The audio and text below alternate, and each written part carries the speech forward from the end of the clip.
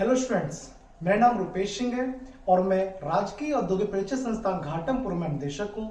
आज मैं आप लोगों को टर्बो चार्जर के बारे में बताऊंगा कि यह टर्बो चार्जर किस प्रकार से वर्क करता है, इसकी क्या क्या बेसिक प्रिंसिपल होते हैं, इसका लोकेशन क्या होता है और यह इंजन में कहाँ लगा होता है और यह किस प्रकार से वर्क करता है।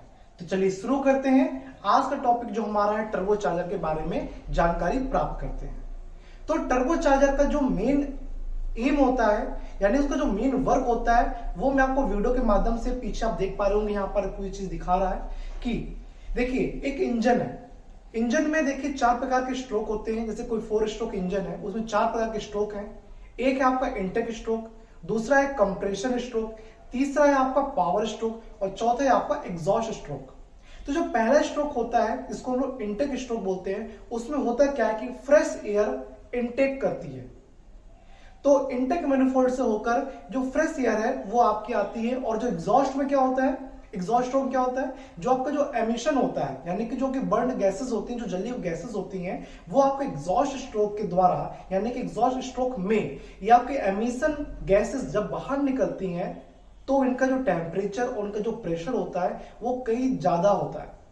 यानी उसका जो प्रेशर टेम्परेचर की जो टेम्परेचर जो होता है वो ज्यादा होता है। तो इससे होता क्या है कि आपके इंजन की एफिशिएंसी थोड़ी सी डिक्रीज हो जाती है। अब इसी एफिशिएंसी को इंक्रीज करने के लिए हम लोग टर्बो चार्जर लगाते हैं। तो जब आपकी एमिशन के द्वारा जो गैसेस निकलती हैं वो एटमॉस्फेयर में जाकर एटमॉस्फेयर को गर्म भी करती हैं, जिससे कि हमारा जो पॉल्यूशन होता है वो पॉल्यूशन भी क्रिएट होता है। तो इस प्रकार से जो हमारे इंजन के द्वारा जो एमिशन से जो गैसेस निकल रही हैं उसकी एनर्जी को रिक्लेम करके दोबारा उसको इस प्रकार से यूज करना कि हमारे इंजन की एफिशिएंसी इंप्रूव हो जाए। तो इस विधि को टर्बो चार्जर की विधि के द्वारा सॉल्व किया जाता है।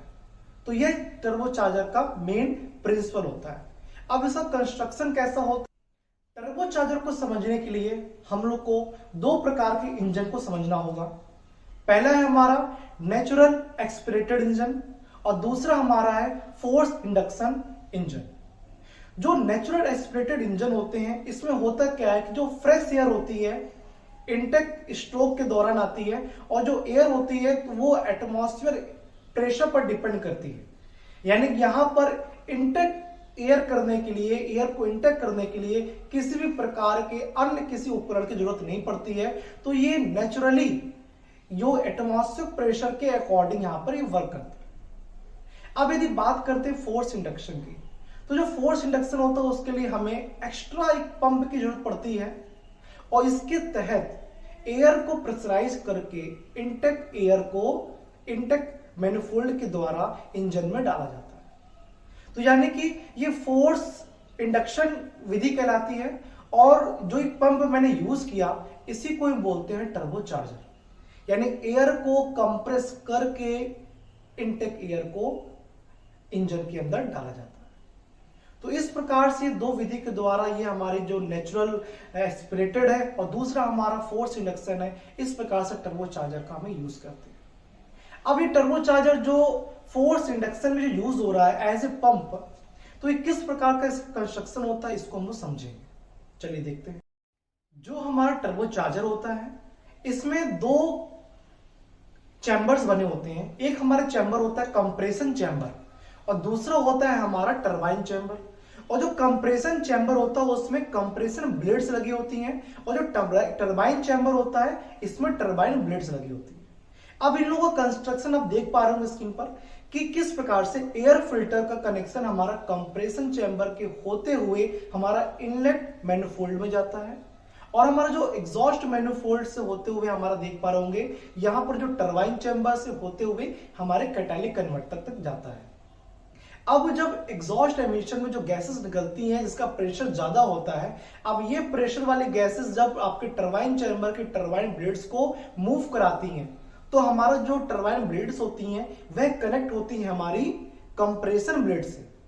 तो जब हमारी टरबाइन ब्लेड्स मूव करने लगेंगी तो हमारी कंप्रेशन ब्लेड्स भी मूव करेंगी और इस प्रकार से हमारा जो इनलेट मैनिफोल्ड में जो एयर कंप्रेस्ड होकर जानी है वह कंप्रेशन चैम्बर के द्वारा एयर फिल्टर से होते हुए ये हमारी जाती है।